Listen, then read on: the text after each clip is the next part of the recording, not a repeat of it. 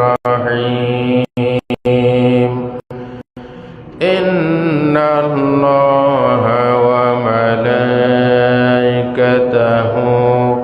يصلون على النبي يا أيها الذين آمنوا صلوا عليه وسلموا تسليما اللهم صل على وعلى آل سيدنا اللهم صل على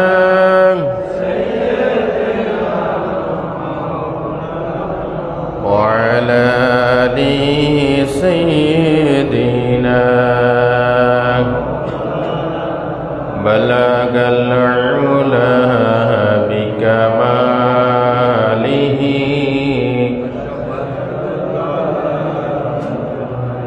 حسنت جميع خصاله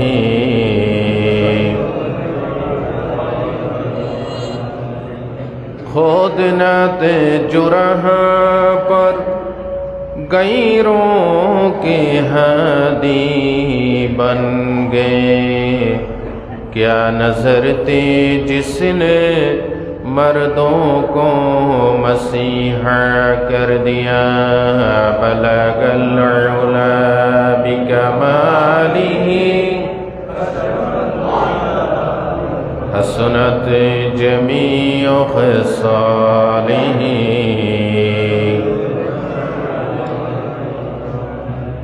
समस्त प्रशंसार मालिक के ওই আল্লাহর জন্য জবান দারাজ করে সকলে বলি আলহামদুলিল্লাহ। আপনারা সবাই ভালো আছেন তো?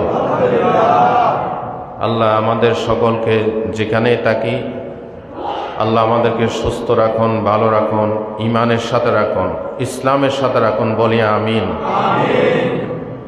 আমরা প্রতি জুমায় কোরআন থেকে কথা শুনি। কিসের থেকে কথা শুনি? আর কোরআন কার কিতাব? আল্লাহর কিতাব। আপনারা যদি কান মন লাগাইয়া শুনেন ইনশাআল্লাহ হেদায়েতের জন্য উসিলা হবে। আমরা এই আলোচনার মধ্য দিয়ে দুনিয়াতে শান্তি, আখিরাতে পরকালীন জাহান্নাম থেকে মুক্তির একটি একটি রাস্তা খুঁজে পাবো ইনশাআল্লাহ। তবে কোরআন শোনার একটা আদব আছে, সেটা হচ্ছে ওয়াইজা কুরিয়াল কুরআনু ফাসতামিউ লাহু ওয়া আনসিতু লাআল্লাকুম তুরহামুন। যদি ভদ্রতার দৃষ্টিকোণ থেকে কান মন লাগাইয়া কলবকে একনিষ্ঠভাবে কোরআন শোনো, আল্লাহ পাক বলেন আমি হেদায়েত দান করব, আমি রহমত দান করব। এই জন্য আপনারা ফুল অ্যাটেনশন আমার দিকে, কেউ কারো দিকে তাকাবেন না। এবং আপনাদের মসজিদের আদব, মোবাইল ফোনগুলি আপনারা বন্ধ রাখুন। মোবাইল ফোনে কেউ কথা বলবেন না। মসজিদে ঢোকার সাথে সাথে মোবাইল সাইলেন্ট করে দিবেন এবং মোবাইলের সাথে কোনো যোগাযোগ থাকবে না। আমরা ইনশাআল্লাহ কোরআন শুনবো, বলেন ইনশাআল্লাহ। এটা হচ্ছে বিজয়ের মাস। আমাদের বাংলাদেশের 56,000 বর্গমাইলের এই দেশের বিজয় দিবস আগামী 16 ডিসেম্বর। বিজয় সম্পর্কে কোরআন শরীফে, হাদিস শরীফে কথা আছে নাকি নাই? আছে। বাংলাদেশ দুইবার বিজয়ের স্বাদ অনুভব করেছে। একবার হচ্ছে 1948 সনে ব্রিটিশ থেকে স্বাধীন হয়েছে, 47 সালে। এরপরে 1971 সনে পাকিস্তান পাক হানাদার বাহিনীর অত্যাচার থেকে দ্বিতীয়বার স্বাধীনতা লাভ করল। আসলে এটা কাগজে কলমে একটি ভূখণ্ড স্বাধীন হলো। এই 53 বছর 54 বছরে আসলে এখনো আমরা ব্রিটিশের এবং ইহুদি খ্রিস্টানদের গোলামি থেকে এখনো আমরা মুক্ত হতে পারি নাই। মনে রাখবেন, একটি দেশের পতাকার পরিবর্তন এবং সে দেশের মানুষের ভাষার পরিবর্তন দিয়ে প্রকৃত স্বাধীনতা অর্জিত হয়। প্রকৃত স্বাধীনতা হচ্ছে মানুষ যখন মানুষের গোলামি থেকে মুক্ত হয়ে এক আল্লাহর গোলামে পরিণত হবে, যাবতীয় গুনাহ থেকে মুক্ত হয়ে আল্লাহর গোলামি কবুল করে স্বাধীন জীবন যাপন করবে, কারো আইন মানবে না, আইন মানবে আল্লাহ, তখনই একটি দেশের মানুষের প্রকৃত স্বাধীনতা অর্জিত হয়। বিজয়গুলি আল্লাহ দেন, তবে কাফেরদের বিজয় ওরা অবৈধভাবে ছিনিয়ে নেয়। মোমেনের বিজয় দেয় কে? কোন দেশের মানুষ যখন মোমেনদেরকে বিজয় করতে চায় না, তখন আল্লাহর নবী বলেছেন তাদের গাড়ের উপরে আমি অনইসলামিক শাসন ব্যবস্থা আমি আল্লাহ চাপাইয়ে দেয়, কারণ তারা চায় না, তারা যেটা চায় সেটা তাদের উপর চাপাইয়ে দেয়। প্রকৃতপক্ষে মুমিনকে বিজয় দেন আল্লাহ। আল্লাহ রাব্বুল আলামিন কোরআনুল কারীমের ভিতরে সূরা বাকারা 249 নম্বর আয়াতে আল্লাহ পাক বলছেন, কাম মিন ফিআতিন কলিলাতিন গালাবাত ফিআতান কাসীরাতাম বিইজনিল্লাহ ওয়াল্লাহু মা'আস সাবিরিন। রাব্বুল আলামিন বলেন, অল্প সংখ্যক লোকদেরকে বেশি সংখ্যকের ওপরে আমি বিজয় করে দিয়েছি, কারণ হচ্ছে তারা সবর এখতিয়ারকারী ছিল। সবর এবং ঈমানের কারণে আমি তাদেরকে কম সংখ্যক হওয়া সত্ত্বেও বিজয় দান করেছি। বদরে বিজয় দিয়েছেন আল্লাহ, খন্দকে বিজয় দিয়েছেন আল্লাহ, হযরত ওমরের আমলে রোম পারস্য বিজয় দিয়েছেন আল্লাহ। এমনকি অর্ধেকটা পৃথিবী পদানত হয়ে গিয়েছিল, ইসলামী রাষ্ট্র ব্যবস্থা প্রতিষ্ঠিত হয়েছিল। খেলাফত আলা মিনহাজিন নবুওয়াত, খেলাফতের আদলে নবী এবং সাহাবীদের আদলে গোটা পৃথিবীর অর্ধেকটা হযরত ওমরের পদানত হয়েছিল। বলেন আল্লাহু আকবার। ভাই ও বন্ধুগণ, বিজয় দেওয়ার মালিক আল্লাহ। বিজয় দিবসে প্রথমে এটা আমাদেরকে বিশ্বাস করতে হবে, বিজয় দেওয়ার মালিক আল্লাহ। দেশের লোকেরা যদি খারাপ চায়, আল্লাহ খারাপ চাপাইয়ে দেয়। দেশের লোকেরা যদি ভালো চায়, আল্লাহ ভালো চাপাইয়ে দেয়। আমরা ভালো চাই না খারাপ চাই? কোরআনওয়ালা চায় না কি কোরআন ছাড়া চাই? ইসলামওয়ালা চায় না ইসলামের বাইরে চায়? মুসলমান তো এটা স্বাভাবিক কথা, আমরা ইসলামের পক্ষে চাই। আমরা সুদ ঘুষ মুক্ত, জেনা ব্যভিচার মুক্ত, দুর্নীতি মুক্ত চাই, ঠিক না? বিজয় দিবসে বিজয় পাইলে 2 নম্বর আমাদেরকে করণীয় হচ্ছে আল্লাহর শুকর আদায় করা, অহংকার পরিত্যাগ করা। কার শুকর আদায় করা? আল্লাহর শুকর। আল্লাহর শুকরিয়া আদায় করা এবং আল্লাহর প্রশংসা করা। আল্লাহ তাআলা সূরাতুন নাসরের ভিতরে বলেছেন, আমি নবীকে যখন বিজয় দিয়েছি, মক্কা মদিনার গোটা আরব ভূখণ্ডে যখন মুহাম্মদ সাল্লাল্লাহু আলাইহি ওয়াসাল্লামের পদানত হলো, সমস্ত গোত্রগুলি যখন নবীর কমান্ড মেনে নিল, তখন আল্লাহ সূরাতুন নাসর নাজিল করলেন। পড়েন সবাই। ইযা জাআ নাসরুল্লাহি ওয়াল ফাতহ ওয়া রাআইতান নাসা ইয়াদখুলুনা ফি দীনিল্লাহি আফওয়াজা ফাসাব্বিহ বিহামদি রাব্বিকা ওয়াস্তাগফির ইন্নাহু কানা তাওয়াবা। আল্লাহ পাক বলেন, ও নবী, যখন আল্লাহর পক্ষ থেকে বিজয় আসবে, আপনি দেখতে পাবেন দলে দলে লোকেরা ইসলামের ছায়া তলে প্রবেশ করছে। সুতরাং আপনার করণীয় হচ্ছে ফাসাব্বিহ বিহামদি রাব্বিক, রবের প্রশংসা সহ গুণকীর্তন করবেন, ওয়াস্তাগফিরুহু, এবং আল্লাহর কাছে ক্ষমা চাইবেন, ইন্নাহু কানা তাওয়াবা, নিশ্চয় আল্লাহ সবচাইতে বড় তওবা কবুলকারী। বলেন আলহামদুলিল্লাহ। ভাইরা আমার, বিজয় দিবসে আমাদের প্রধান করণীয় হচ্ছে শুকরিয়া আদায় করা। নামাজের মাধ্যমে, কোরআন তেলাওয়াতের মাধ্যমে, দান সদকার মাধ্যমে, আল্লাহর প্রশংসার মাধ্যমে। রব্বুল আলামিন বলেছেন, লাইন শাকারতুম লাআযীদান্নাকুম ওয়া লাইন কাফারতুম ইন্না আযাবি লাশাদীদ। কার বাণী? আল্লাহ বলেন, শুকরিয়া আদায় করো, নিয়ামত বাড়াইয়ে দেব। শুকরিয়া আদায় না করলে মস্ত বড় শাস্তি আমি তোমাদের জন্য রেখে দিয়েছি। লা ইন শাকারতুম লাযীদান্নাকুম, শুকরিয়া আদায় করলে নিয়ামতের স্থায়িত্ব বাড়াইয়ে দেব এবং শুকরিয়া আদায় করার তৌফিকও বাড়াইয়ে দেব। এই জন্য বিজয় দিবসে আমাদের করণীয় হচ্ছে কার শুকরিয়া আদায় করা? তারিক কুতনির হাদিসে এসেছে, কানান নবী সাল্লাল্লাহু আলাইহি ওয়াসাল্লাম ইজা আতাহু শাইয়্যু ইয়াসুররুহু খাররা সাজিদান শুকরান লিল্লাহি তাআলা। আল্লাহর নবীর কাছে যখন কোনো আনন্দদায়ক বিজয়ের সংবাদ আসতো, তখন তিনি সাথে সাথে সিজদায় লুটে পড়তেন। সুবহানাল্লাহ বলেন। এই জন্য বিজয় দিবসে যে কোনো বিজয়ী, যে কোনো আনন্দে, যে কোনো গোট নিউজে আমরা লম্বা করে একটা সিজদা দিব।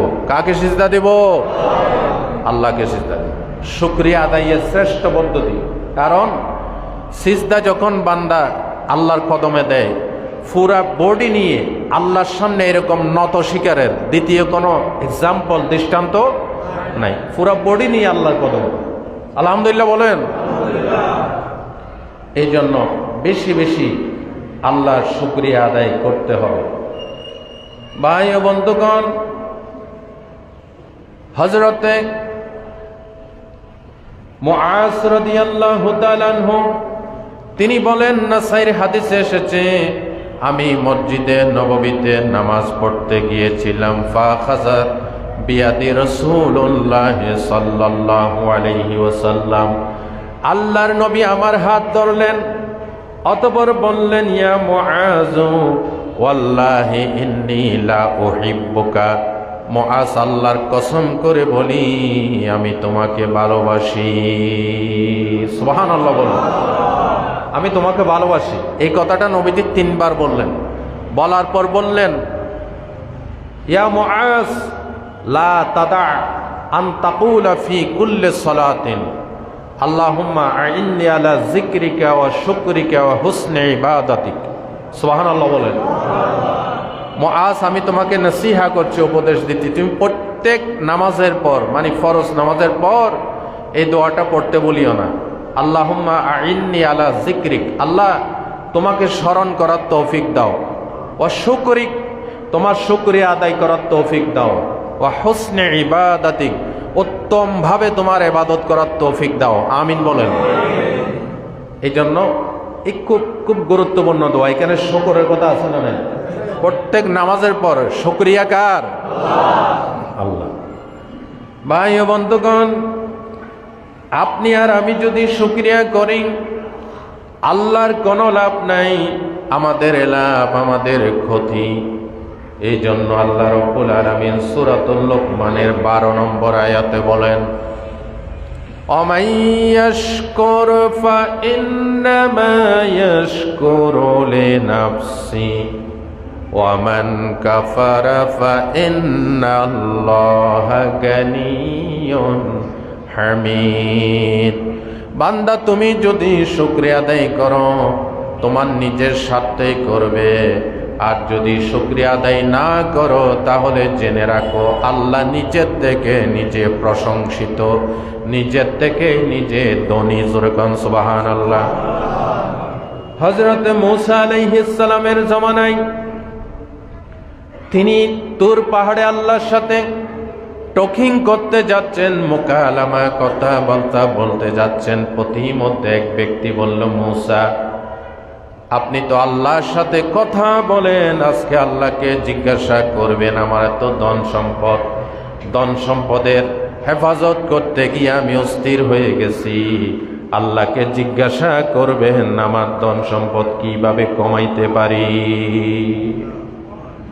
অতঃপর কিছু দূর যাওয়ার পর এক মহিলা আসলো, বললেন, মূসা, আল্লাহকে জিজ্ঞাসা করবেন, আমি এত গরিব মহিলা, কুড়ে ঘর ছাড়া কিচ্ছু নাই, আল্লাহকে জিজ্ঞাসা করবেন আমার সম্পদ কিভাবে আল্লাহ পাক বৃদ্ধি করে দেয়। হযরতে মূসা আলাইহিস সালাম তুর পাহাড়ে চলে গেলেন। আসার সময় ওই ধনী ব্যক্তি বলল, মূসা, আল্লাহকে জিজ্ঞাসা করেছ? বলে, হ্যাঁ করেছি। তিনি কি উত্তর দিলেন? মূসা কালিমুল্লাহ বললেন, আল্লাহ পাক বলেছেন তোমার ধন সম্পদের জন্য তুমি আল্লাহ পাকের নাশুকরি করবে, অকৃতজ্ঞ হবে। বলে, সর্বনাশ, এত সম্পদ আল্লাহ আমাকে দিচ্ছেন, আমি কিভাবে নাশুকরি করব? এটা বলার সাথে সাথে তার সম্পদ আল্লাহ পাক আরো বাড়াই দিয়েছে। আবার কিছুদিন যাওয়ার পর ওই বুড়ি মহিলা আসলেন, বললেন, মূসা, তোমার রব কি জবাব দিয়েছে? বলে, আল্লাহকে জিজ্ঞাসা করেছি, আল্লাহ তোমাকে বেশি বেশি শুকরিয়া আদায় করতে বলেছে। মহিলা বলতেছে, সর্বনাশ, আমার তো নাই কিছু, কি দিয়ে শুকরিয়া আদায় করব? কুড়ে ঘরটাও নাই। এটা বলার সাথে সাথে প্রবল এক দমকা হাওয়া তুফান এসে তার কুড়ে ঘরটা উড়িয়ে নিয়ে গেল। আল্লাহু আকবার। তার মানে যিনি যে অবস্থায় আছেন, শুধু বিজয় দিবস বলে কোনো কথা নয়, সর্বাবস্থায় যার দুটা পা নাই, যার দুটা হাত নাই, তিনিও শুকরিয়া আদায় করবেন কার? আল্লাহ রাব্বুল আলামিন। প্রতি নামাজে আল্লাহর প্রশংসা, আল্লাহর শুকরিয়া যেন ভুলে না যায়। আল্লাহ রাব্বুল আলামিন প্রত্যেক ফরজ নামাজে আমাদেরকে ট্রেনিং দিচ্ছেন। পড়েন সবাই, আলহামদুলিল্লাহি রাব্বিল আলামিন। মহব্বতের সাথে পড়ি, আলহামদুলিল্লাহি রাব্বিল আলামিন। প্রশংসা সবই কেবল তোমারি, প্রশংসা সবই কেবল তোমারি, রাব্বুল আলামিন। দয়ালু মেহেরবান করুণা অপরান, আর কেউ নয় তুমি মালিক। শেষ বিচারের দিন, শেষ বিচারের দিন। মারহাবা বলেন। প্রশংসা করবেন আল্লাহর। কিন্তু কিছু কিছু মানুষ আছেন যারা আল্লাহর প্রশংসা তাদের মুখে ওঠে না। গত ফ্যাসিস্ট আমলে আমরা দেখেছি পার্লামেন্টের এমপি গুলি, পার্লামেন্টের নায়ক নায়িকা, গায়ক গায়িকা, খেলোয়াড়দেরকে এমপি বানানো হয়েছে। কিন্তু গত 16 বছরের পার্লামেন্টে আল্লাহর কোরআনের পক্ষে কথা বলার একটা লোকও ছিল না। ঠিক কিনা বলেন? খেলার পক্ষে, নাচের পক্ষে, গানের পক্ষে কথা বলার লোক ছিল, কিন্তু কোরআনের পক্ষে কথা বলার একটা লোকও। সেই পার্লামেন্টে আমরা দেখেছি একটা লোকের যত গুণকীর্তন করা হয়েছে, এই এত গুণকীর্তন, এত প্রশংসা যদি পার্লামেন্টে গত 16 বছর করত, আল্লাহর কসম আমার দেশটা জান্নাত হয়ে যেত। টিভির পর্দা একটা লোকের মাথা, রাস্তার মোড়ে মোড়ে একটা লোকের মূর্তি, শুধু এই লোকের জিকির চলছে। ঠিক কিনা? প্রশংসা কারো নয়, প্রশংসা কার? মাইকের সামনে দাঁড়িয়ে বক্তব্য দেয়, বলেছিল আল্লাহ রসুলের প্রশংসা করে না। আহা, রসুল বলছেন, ইজা মুদিহাল ফাসিক ইহতাজ্জাতিল আরশ ওয়া গাদাবুর রব্বু তাআলা। আল্লাহ তাআলার প্রশংসা বাদ দিয়ে যখন ফাসিক, ফুজ্জার, চরিত্রহীন কারো প্রশংসা করা হয়, আল্লাহর আরশ গোসায় তত্তর করে কাঁপতে থাকে। জোরে বলেন নাউজুবিল্লাহ। এই জন্য বিজয় দিবস সহ সব জায়গায় প্রশংসা চলবে কার? শুকরিয়া আদায় করব কার? আল্লাহ রাব্বুল আলামিন বলেন, ইয়া আইয়ুহান নাসু যুকুরু নি'মাতাল্লাহি আলাইকুম হাল মিন খালিকিন গায়রুল্লাহ ইয়ারযুকুকুম মিনাস সামাই ওয়াল আরদ। আল্লাহ পাক বলেন, ওহে মানব মণ্ডলী, স্মরণ করা আল্লাহর নিয়ামতের কথা, যে নিয়ামত আল্লাহ তোমাদেরকে দান করেছেন। আছে নাকি আসমান থেকে জমিন থেকে কেউ তোমাদেরকে রিজিক দিতে পারে? আছে কেউ? এই যে এখন রস খাচ্ছেন, টাউন এলাকার লোকেরা এখনো রস পায় নাই। এখানে খেজুর গাছ নাই তো। আমি গত সপ্তাহে এক সপ্তাহ চেষ্টা করে এক জায়গা থেকে বহু দূর থেকে 5 লিটার রস আনাইছি, 125 টাকা করে। তাও কোনো নিশ্চিত না এটাকে চিনি মিশ্রিত নাকি কেমিক্যাল মিশ্রিত, জানি না। বলছে হুজুর একেবারে গাছ থেকে নামাইয়া কোনো রকম চিনি ছাড়া, কোনো রকম সেগারিন, কোনো রকম মিশ্রণ ছাড়া আপনার জন্য পাঠাবো। আনাইছি। এই রস এখন টাউন এলাকায় নাই। এই যে খেজুর গাছের রস কে দেয়? কে দেয়? শীতকাল আসার আগ মুহূর্তে আপনার গরমকাল যখন চলে তখন ডজন কালিক মৌলানাদেরকে, পিসাবদেরকে এনে খেজুর গাছের চতুর্পাশে বসাই কোরআন তেলাওয়াত করাইলে খেজুর গাছের রস দিব? এই রস কে দেয়? আল্লাহ। আল্লাহ রাব্বুল আলামিন এই শীতের ভিতরে ফোঁটা ফোঁটা রস দিয়ে কলসি ভরে দেয়। এই রস কিভাবে হয়?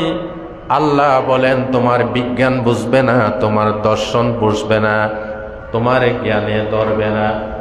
যে খেজুর গাছের মাথায় ফোঁটা ফোঁটা মিষ্টি রস আল্লাহ বানিয়ে দেন, ওই খেজুর গাছের গোড়া করতে করতে 3 মাইল নিচেও যদি যান 1 ফোঁটা রস পাবেন। জোরে বলেন পাবেন? আল্লাহ রাব্বুল আলামিন বলেন, শুধু খেজুর গাছের রস নয়, একটু তাকাও ডাব গাছের, নারকেল গাছের দিকে। নারকেল গাছের 30 হাতের মাথায় ডাবের ভিতরে তো মিশ্রি বীজাণু পানি কে দিয়েছেন? আরো জোরে কোন? আল্লাহ পাক বলেন, বান্দারে কিভাবে খাওয়াইলাম, একদিনের জন্য চিন্তা করলি না? এই ডাবের ভিতরে শুধু মিশ্রি বীজাণু শরবত দিই নাই, বান্দারে শুধু শরবতকে পেট ভরবে না, এই জন্য ডাবের ভিতরে তোর জন্যে হালুয়া রুটিও বানাই রাখছি। আল্লাহু আকবার। এগুলি কে করেন? জোরে বলেন কে করেন? বাদশাহ তুমি তিন দুনিয়ার, হে পরওয়ারদিগার। জোরে বলেন, বাদশাহ তুমি, হে পরওয়ারদিগার। চাঁদ সূরজ গ্রহ তারা, জিন ইনসানের ফেরেশতারা। চাঁদ সূরজ গ্রহ তারা, জিন ইনসানের ফেরেশতারা। দিন রজনী গাহিছে তারা, মহিমা তোমার। বাদশাহ তুমি তিন দুনিয়ার, হে পরওয়ারদিগার। আল্লাহ তোমার নেয়ামতের শুকর আদায় করার তৌফিক দাও। বিজয় দিবসে একখণ্ড বিশাল একটা ভূখণ্ড যে আল্লাহ আমাদেরকে দান করেছেন, এই জন্য শুকরিয়া আদায় করবেন কার? আমরা শুকরিয়া আদায় করি না, বরং বিজয় দিবসে আল্লাহ নিষিদ্ধ জিনিসগুলি বেশি করি।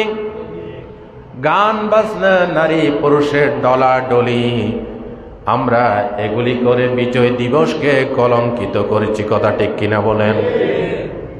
এই জন্য ভাইরা, বিজয় দিবসে আমাদের করণীয় হচ্ছে নামাজ আদায় করবেন, আল্লাহকে সিজদা দিয়ে শুকরিয়া আদায় করবেন, গরিব দুঃখীদেরকে দান করবেন, আর বেশি বেশি কোরআন তেলাওয়াত করবেন ইনশাআল্লাহ। বিজয় পাইলে বলে আমাদের 3 নম্বর দায়িত্ব হচ্ছে বিনয়ী হওয়া। কি হওয়া? যে কোনো বিজিত দেশে দেখবেন যারা ক্ষমতা পায়, যারা রাষ্ট্র ক্ষমতা পায়, যারা দেশ দখল করে, তাদের ঘাড় উঁচা হয়ে যায়। তারা জনগণের উপরে, ভিন্ন মতের লোকদের উপর অত্যাচার করে, নিরীহ মানুষ, অসহায় মানুষের উপর অত্যাচার করে। ঠিক কিনা বলেন? এই জন্য বিজয় দিবসে, বিজয় পাইলে আমাদের দায়িত্ব হচ্ছে কোন নিরীহ, কোন অসহায়, কোন নিরপরাধ মানুষ যাতে নির্যাতিত না হয়।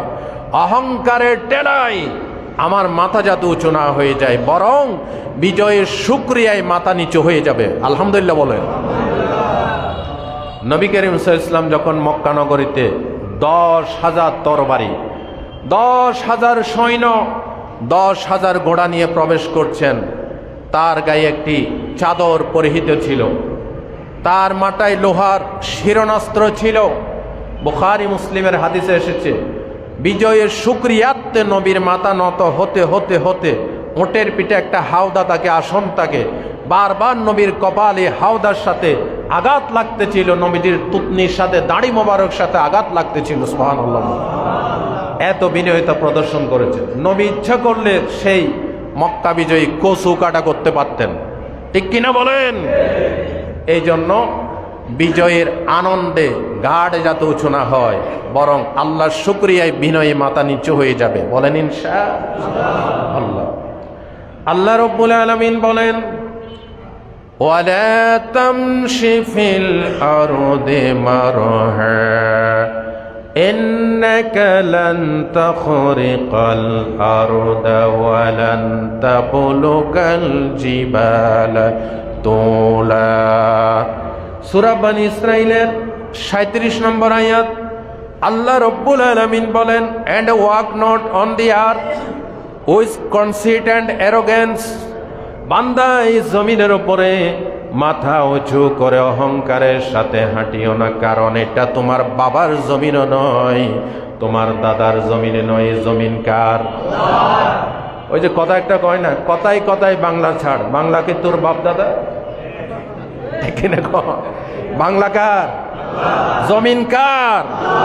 লিল্লাহি মা ফিস সামাওয়াতি, আসমান জমিনের মালিকানা কার? কিছু হইলে বাংলা ছাড়। আর বাংলা কি তোর বাপে বানাইছে বেটা? বাংলা কে বানিয়েছেন? গোটা পৃথিবী কে বানিয়েছেন? এই জন্য জমিন আল্লাহর। আল্লাহ জমিনে থাকতে হলে আল্লাহর আইনের সামনে গর্দান নিচু করে থাকতে হবে। ঠিক কিনা বলেন? নবী করিম সাল্লাল্লাহু আলাইহি ওয়াসাল্লাম সহিহ ইবনে হিব্বানের হাদিস। ও রফিক ভাই আছেন না? মাশাআল্লাহ। সহিহ ইবনে হিব্বানের হাদিস।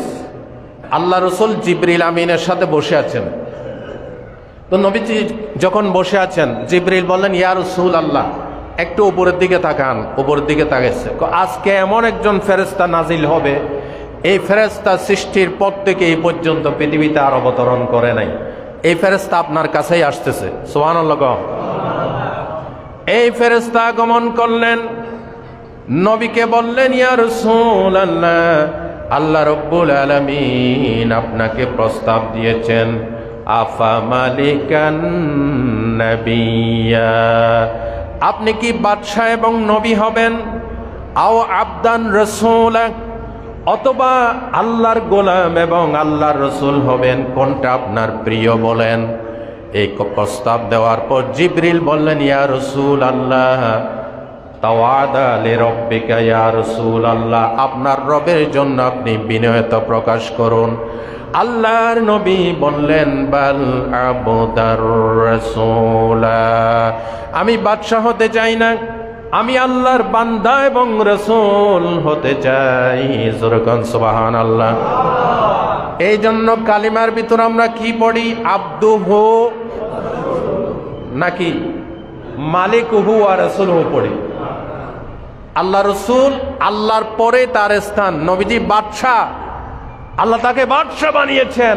গোটা পৃথিবীর ধন ভান্ডার আল্লাহ নবীকে দান করেছেন। আলহামদুলিল্লাহ বলেন। কিন্তু নবীজি নিজেকে বাদশাহ পরিচয় দেন নাই। নবীজি বলেছেন আব্দুহু ওয়া রাসূল। রাসূল বলার আগে আল্লাহ বলেছেন, আগে এটা স্বীকার করো আমি আল্লাহর বান্দা। কার বান্দা? আল্লাহর বান্দা। এরপরে আল্লাহর রাসূল। দেখছেন নবীর বিনয়তা। সুবহানাল্লাহ বলতে ইচ্ছে করে না? ঈসা আলাইহিস ইসলামের উম্মতেরা ঈসা আলাইহিস ইসলামকে তুলতে তুলতে তুলতে একেবারে আল্লাহর সন্তান বানিয়ে ফেলছে। এই জন্য রাসূলুল্লাহ হাদিসে বলছেন, লা তাতরুনি কামা আতরাতিন নাসারা ঈসা ইবনে মারইয়াম। ঈসা আলাইহিস ইসলামের উম্মতেরা তাদের নবীকে নিয়ে যেমন বাড়াবাড়ি করছে, তোমরা আমাকে নিয়ে এরকম বাড়াবাড়ি করো না, বরং তোমরা এটা বলো, আনা আব্দুল্লাহ ওয়া রাসূলুহু, আমি আল্লাহর বান্দা এবং আল্লাহর রাসূল। যেরকম সুবহানাল্লাহ। নবীজি আমাদেরকে বিনয়তা শিখেছে। আমাদের নেতাগুলি বেশির থেকে বেশি কয়েকটা ঘরের একটা ইউনিয়নের একটা সমাজের নেতা হলে অহংকারের ঠেলায় মাটিতে তার পা পড়ে না। ঠিক কিনা বলেন? বেটা তো কয় টাকার নেতা হয়েছস? রসুলের দিকে তাকাও। আল্লাহ রসুল শুধু একটা দেশের নেতা নয়, একটা জগতের নেতা নয়। ওমা আরসালনাকা ইল্লা রাহমাতাল লিল আলামিন। আসমানের নিচে যত জগৎ আছে, পানির নিচে যত জগৎ আছে, আসমানের উপরে যত জগৎ আছে, এমনকি জান্নাতের ভিতরে আমার নবীর নেতৃত্ব। যেরকম সুবহানাল্লাহ। তুমি কমসে কম কয়েকশো লোকের নেতা হইছো, কয়েক হাজার কয়েক লক্ষ লোকের নেতা হইছো। আমার নবীর দিকে তাকাও। আমার নবী শুধু সূর্যের নেতা নয়, চন্দ্রের নেতা নয়, গাছপালার নেতা নয়, মানুষের নেতা নয়, জিন্নাতের নেতা নয়। আমার নবী সমস্ত নবীদেরও নবী। ঠিক কিনা বলেন? বিনয়তা নবীর থেকে শিখো।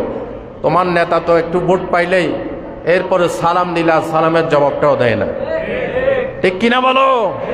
এই সমস্ত নেতাদেরকে বয়কট করেন, যাদের কাছে ইসলাম নাই, ঈমান নাই, কোরআন হাদিসের আদর্শ নাই, যারা নির্বাচন আসলেই কেবলমাত্র নামাজ পড়ে টুপি দেয়। এদেরকে বয়কট করেন। এদের দ্বারা দেশে কখনো শান্তি হবে না। ঠিক কিনা বলো? এই কথাগুলি কি আমি বাড়িয়ে বলতেছি নাকি বাস্তব? বলেন না, আপনারা লিটারেট পারসন, শিক্ষিত মানুষ, বাস্তব কথা কিনা? আল্লাহ আমাদেরকে বোঝার তৌফিক দান করেন। মুহাম্মদ সাল্লাল্লাহু আলাইহি ওয়াসাল্লামের চাইতে বড় নেতা হওয়া নাই। আদব, ভদ্রতা, বিনয়তা নবীর থেকে শিখো। দেখেন, ইবনে মাজার হাদিসে এসেছে, এক লোক রসুলের সাথে দেখা করতে আসলো। ফাকাল্লামাহু ফাজাআলা তুরআদু ফারাইসুহু।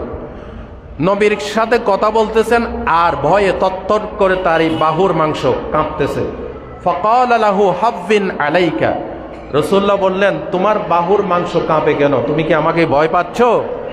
স্থির হও, শান্ত হও। লাস্তু বি মালিক, আমি কোন রাজা বাদশা নয়। আনা ইবনু ইমরাতিন তাকুলুহুল কদিদা। সুনান ইবনে মাজার হাদিস। আমি এমন এক গরিব মহিলার সন্তান।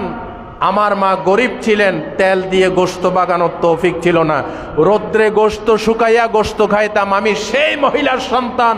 মুহাম্মদ সাল্লাল্লাহু আলাইহি ওয়াসাল্লাম, স্থির হও, আমাকে ভয় পেও না, আমি কোনো অহংকারী ব্যক্তি নয়। যেরকম সুবহানাল্লাহ। আমার নবীর আদব দেখছেন? আমরা সেই নবীর উম্মত। আলহামদুলিল্লাহ বলেন। ভাই ও বন্ধুগণ, এই জন্য বিজয় দিবসে, যে কোনো বিজয়ে, যে কোনো আনন্দে আমাদেরকে বিনয়তা প্রকাশ করতে হবে। আর আল্লাহর কাঠি মোমেন ইমানদার বান্দা বান্দি কখনো অহংকারী হতে পারে না।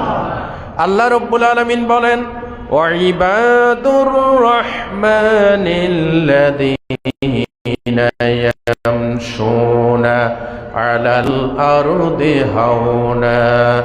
যারা রহমানের কাঠি বান্দা, তারা জমিনের ওপরে খুব বিনয়ের সাথে হাঁটা চলা করে। সুবহানাল্লাহ। রহমানের কাঠি বান্দা। বিজয় দিবস আমাদের করণীয় বিনয়তা প্রকাশ করা, অহংকার না করা।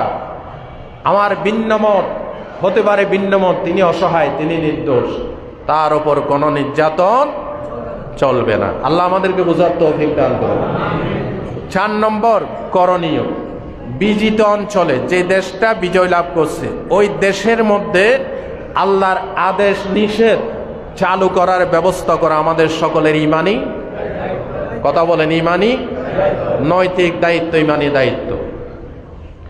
আল্লাহ রাব্বুল আলামিন বলেন, ইমানদারের বৈশিষ্ট্য হলো তারা যদি কোনো দেশের শাসন ক্ষমতা পায়, আল্লাযীনা مكناهم في الأرض أقاموا الصلاة وآتوا الزكاة وأمروا بالمعروف ونهوا عن المنكر আল্লাহ পাক বলেন সূরাতুল হজের 41 নম্বর আয়াত, কোন মুমিন বান্দা যখন একটা জাতি গোষ্ঠী মুমিন যদি ক্ষমতা পায় তাহলে তারা ক্ষমতা পেয়ে 4 দফা কাজ করে। যেরকম কয় দফা?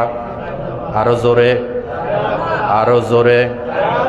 4 দফা কাজ করে। 1 নম্বর, রাষ্ট্রীয়ভাবে নামাজকে প্রতিষ্ঠা করে, রাষ্ট্রীয়ভাবে জাকাত বোর্ড কালেকশন করে, জাকাত উত্তোলন করে, দেশের ভিতরে সব ভালো ভালো কাজের আদেশ দেয়, আর অন্যায় কাজগুলি, শরীয়ত বিরোধী কাজগুলি নিষেধ করে দেয়।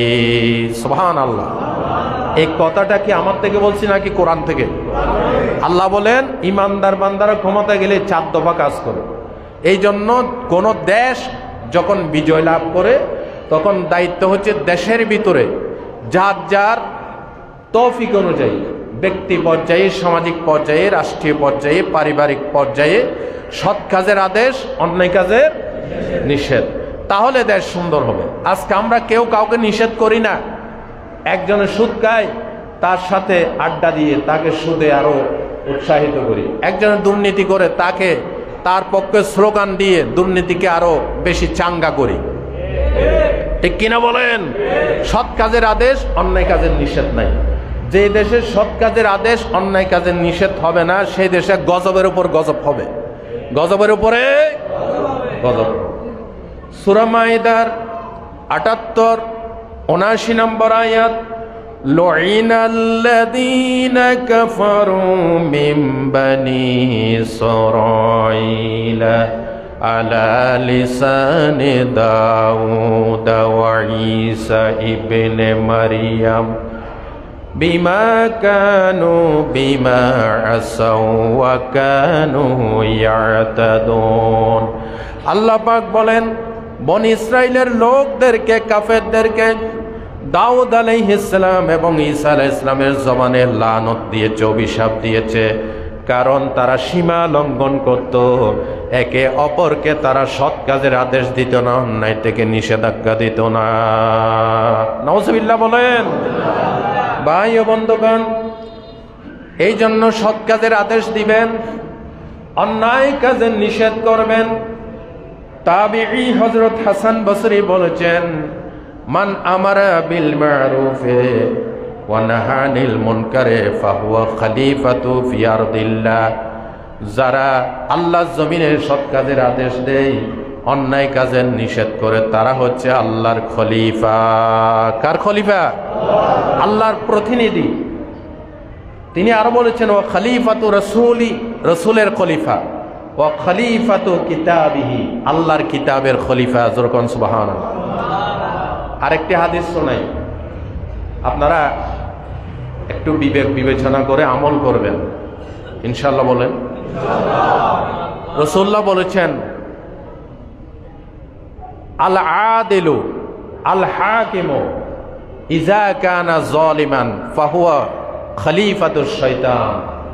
দেশের রাষ্ট্রপ্রধান, দেশের মন্ত্রী, মিনিস্টার যদি সে জালেম হয় তাহলে সে শয়তানের খলিফা। বলেছেন মুহাম্মদুর রাসূলুল্লাহ, ওয়া ইন কানা আদিলান ফাহুয়া খলিফাতুর রহমান। আর যদি ন্যায় ইনসাফ করে, আদল করে, ন্যায় বিচার করে জাতির সাথে, তাহলে সে রহমানের খলিফা। সুবহানাল্লাহ বলতে ইচ্ছে করে না? বলেছেন মুহাম্মদুর রাসূলুল্লাহ সাল্লাল্লাহু। এই জন্য ভাইরা, বিজিত অঞ্চলে আমাদের এই সোনার বাংলা, এমনি মুখে বলে সোনার বাংলা, আসলে সোনার বাংলা আমরা এখনো বানাইতে, সোনার বাংলা নয়, বরং চোরের, দুর্নীতিবাজদের, যারা বাংলাদেশ থেকে টাকা পাচার করে কোটি কোটি টাকার ব্যাংক ব্যালেন্স বাড়ি বানাইছে বিদেশে, চোরের বাংলাদেশ হয়েছে। ঠিক কিনা বলো?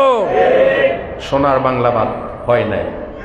এই জন্য বলি, সবুজ বাংলা দেখেছি, সোনার বাংলা দেখেছি, নতুন বাংলাদেশ দেখেছি, ডিজিটাল বাংলাদেশ দেখেছি, সব দেখা শেষ। আগামীর বাংলাদেশ কোরআন সুন্নাহর বাংলাদেশ ইনশাআল্লাহ। আল্লাহ আমাদেরকে তৌফিক দান করেন। সেই কোরআন সুন্নাহর বাংলাদেশে সমস্ত দল মত পথের লোকদেরকে একত্রিত করে আমরা কোরআন সুন্নাহর আদলে বাংলাদেশকে সাজাইতে চাই ইনশাআল্লাহ। আল্লাহ আমাদেরকে তৌফিক দান করুন। হুব্বুল ওয়াতানি মিনাল ঈমান, দেশপ্রেম ঈমানের অঙ্গ।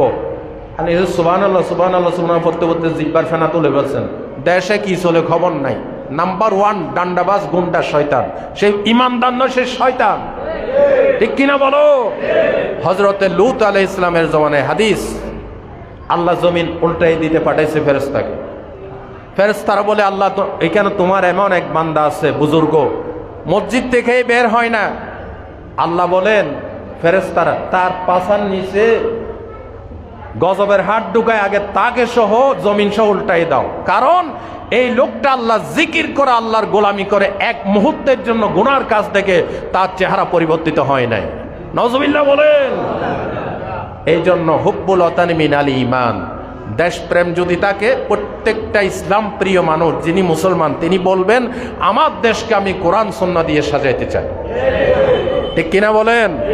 আল্লাহ আমাদেরকে সেই তৌফিক দান করেন।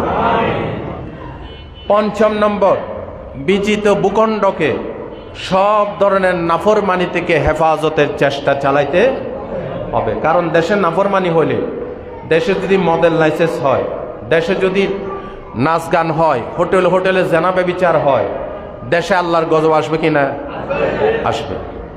আল্লাহ রাব্বুল আলামিন বলেন, ওয়ালাউ আন্না আহলাল কুরা আমানু ওয়াত্তাকাউ লাফাতাহনা আলাইহিম বারাকাতিম মিনাস সামাই ওয়াল আরদ। রব্বুল আলামিন বলেন, দেশের লোকেরা, জনপদের লোকেরা যদি 2টা কাজ করে, 1 নম্বর আল্লাহর উপরে ঈমান, 2 নম্বরে তাকওয়া, আল্লাহর উপরে ভয় করে যদি চলে, ওই দেশের মানুষের জন্য আসমান আর জমিনের বরকতের সব দরজা আমি খুলে দেব। এটা কি আমি বানাই আনছি? সূরা আরাফের 96 নম্বর আয়াত। আল্লাহ বলেন লাফাতাহনা, শুধু খুলে দেব বলেন নাই, লামে তাকিদ এনেছে।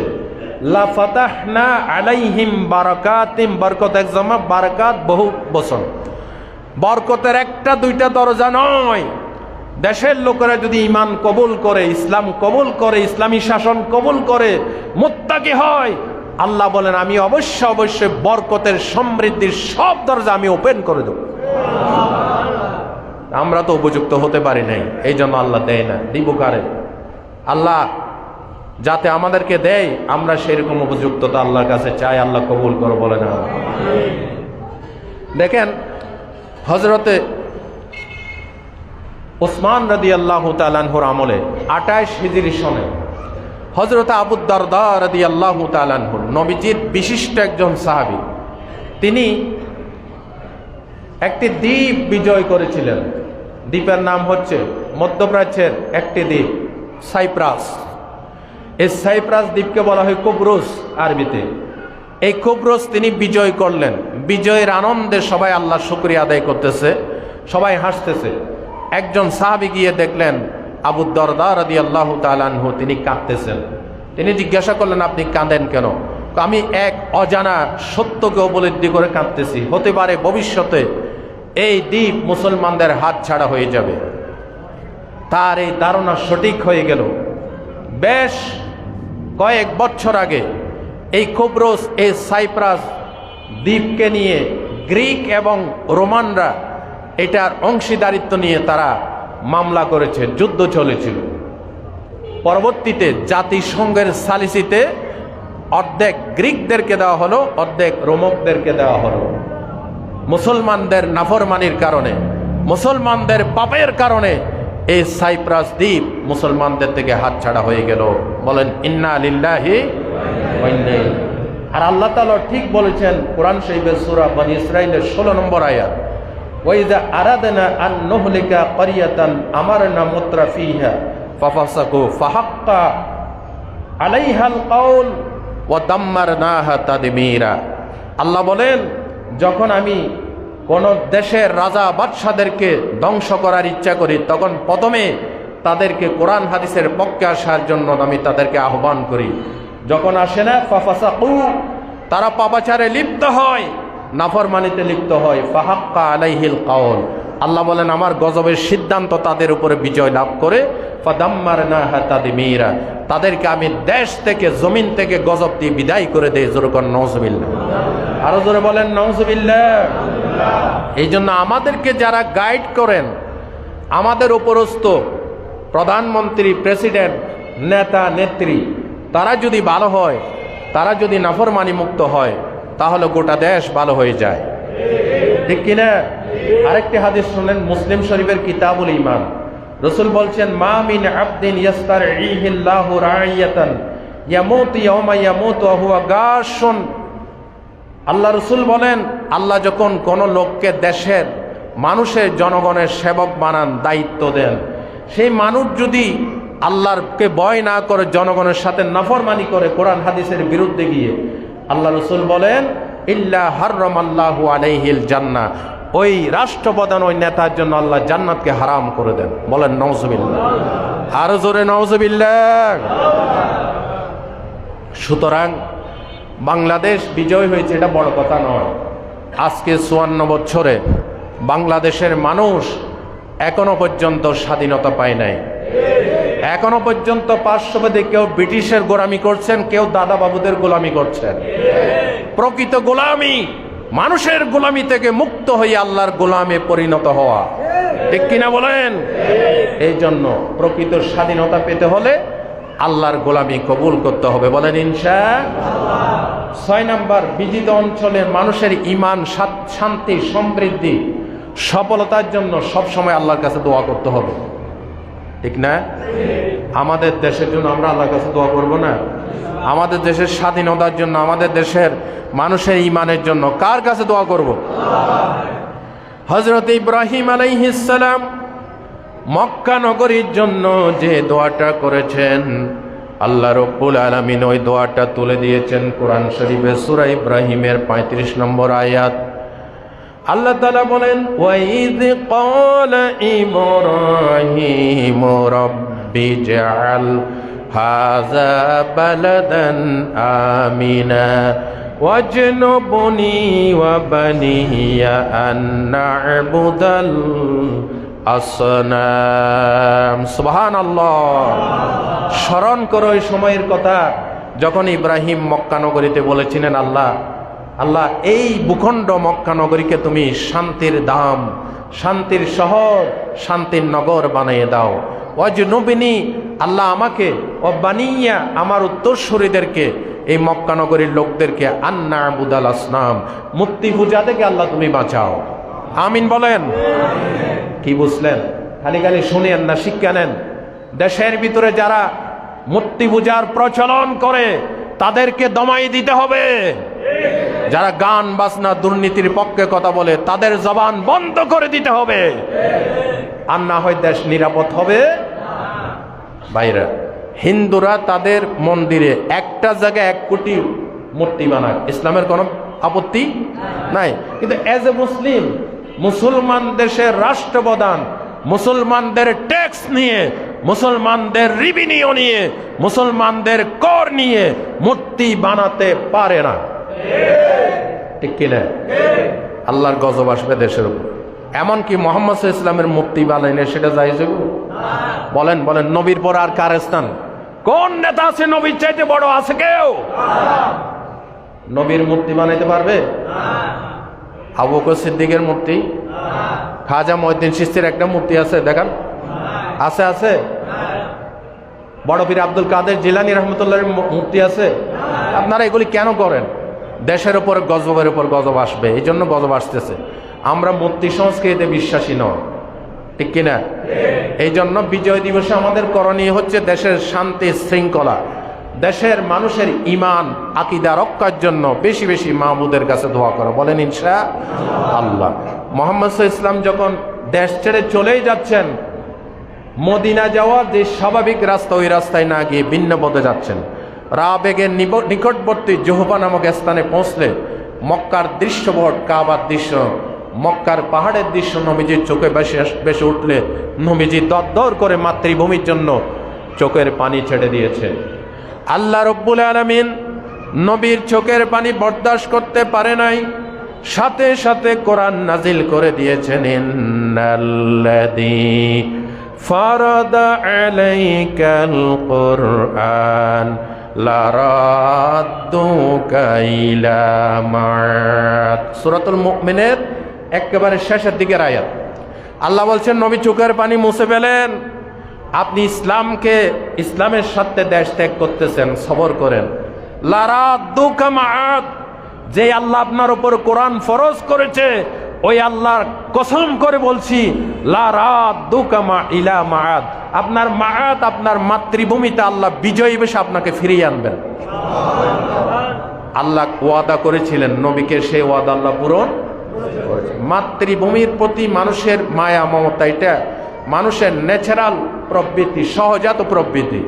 আমার দেশকে আমি ভালোবাসবো, সেই ভালোবাসার অর্থ এই নয় ডুফত্তি নচিন্তা, যা ইচ্ছা তা করবো না। দেশের মালিক হচ্ছে আল্লাহ। দেশের মালিক কে?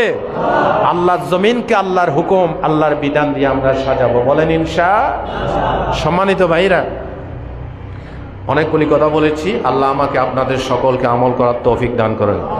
এটা ডিসেম্বর মাস, আপনারা সকলে জানেন বছরে একবার এই যে আমাদের